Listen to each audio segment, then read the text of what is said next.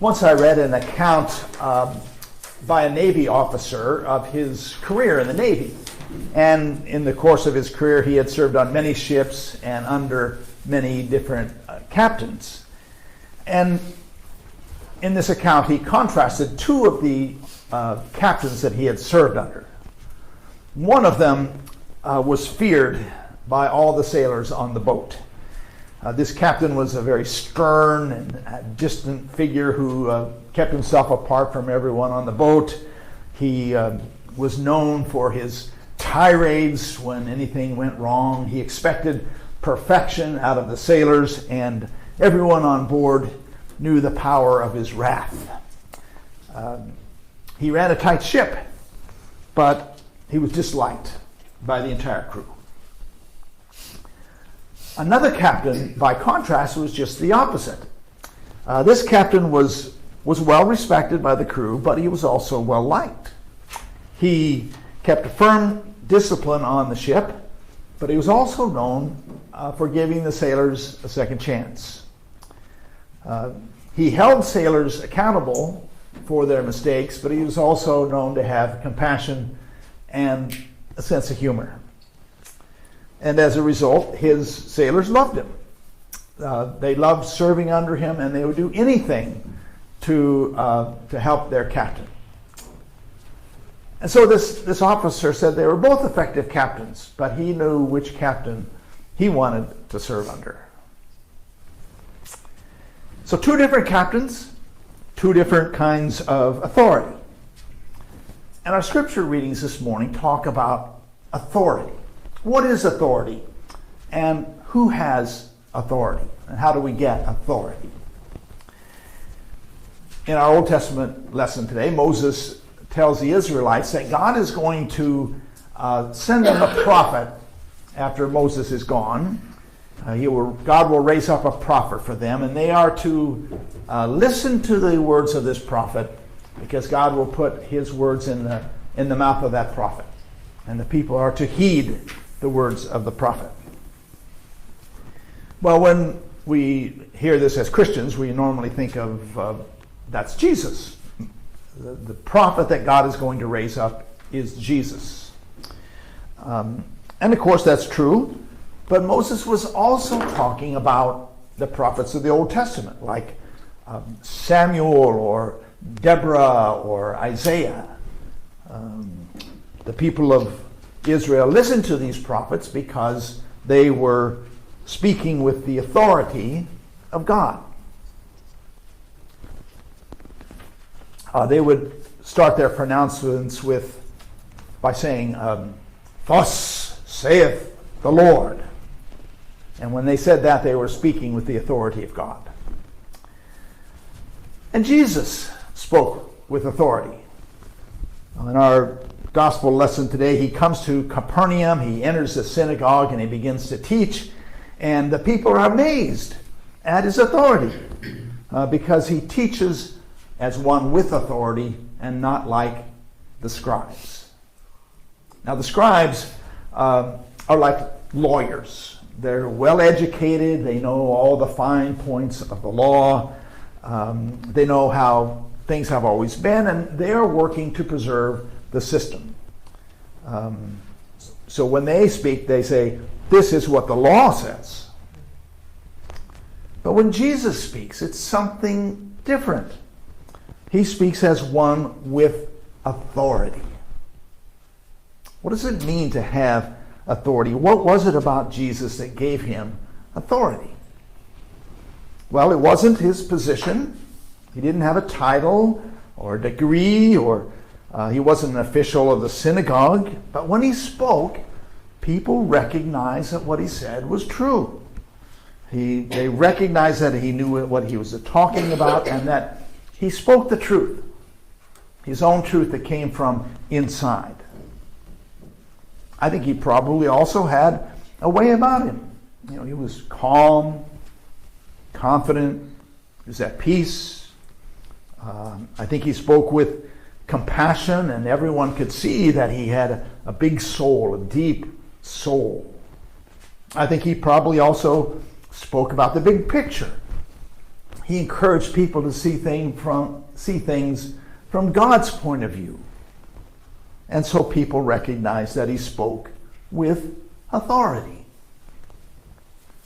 The scribes, they were legalists. They repeated what they had been taught, but they themselves weren't really original thinkers. They did not speak with real authority.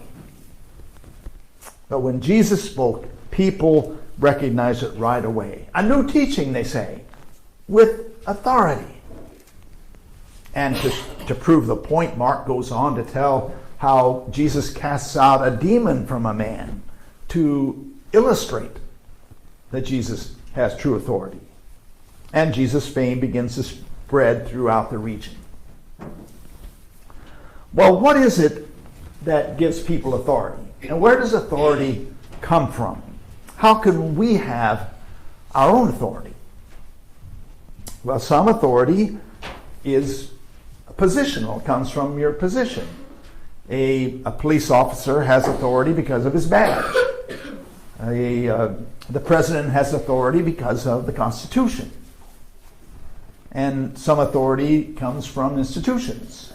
A college professor has studied their subject completely and earned a degree, and so they have authority that comes from their degree, from the institution. A priest has gone through seminary, has been ordained, and has authority through the church. Some authority is social. The matriarch of a church has authority because everyone recognizes that she's been there the longest. The Queen of England had authority because of tradition that everyone recognized. That's social authority. And some authority is just from raw power. Military rulers have authority from the point of a gun. Now, authority can be misused, for sure. Someone said, power corrupts, and absolute power corrupts absolutely. So anyone who has authority has a responsibility for using it properly. True authority has to be used wisely. It's a gift. And authority is not always granted by other people. A colleague of mine said that when she was ordained and she started her first job as rector of a church, she was the rector in name, but not in reality. The older men of the church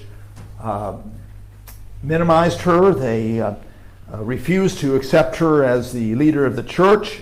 They ignored her. They talked over her. They undermined her, and they made her first year just miserable. And what she had to do was to claim her authority. She had to be assertive without being labeled as pushy. She had to draw on the strength of a woman to be able to be herself. And she had to be a little confrontational. She said it was the hardest year of her life. But ultimately, she gained the respect of the congregation, including the men. Real authority is earned. It's not just, doesn't come from a role or a title or a degree. It comes from integrity. And each one of us has authority that comes from within, from our own life experience.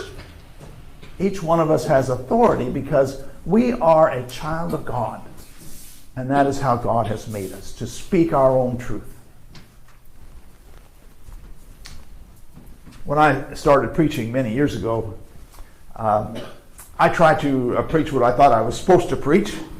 I preached what the seminary professors had taught me and what was in the commentaries and what I thought, an Episcopal priest should say. So I was borrowing my authority from others.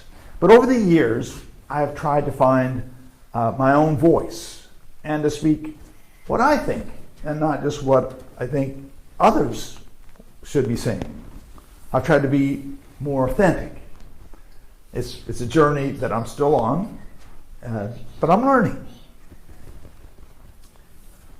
Jesus spoke with authority because he knew who he was. He was grounded in the love of God. He was secure in his identity. He didn't have to impress anyone or control anyone or change anyone. He could speak the truth and be at peace. That's where his authority comes from. And that's where our authority comes from too. So I'd like to close with a few lines of the poem Desiderata, which was popular a number of years ago. Go placidly among the haste and noise, and remember what peace there may be in silence. As far as possible, without surrender, be on good terms with all persons. Speak your truth quietly and clearly, and listen to others, even the dull and ignorant. They too have their story. Avoid loud and aggressive persons. They are vexations to the spirit. If you compare yourself with others, you may become vain and bitter, for there will always be greater and lesser persons than yourself. You are a child of the universe, no less than the trees and the stars. You have a right to be here.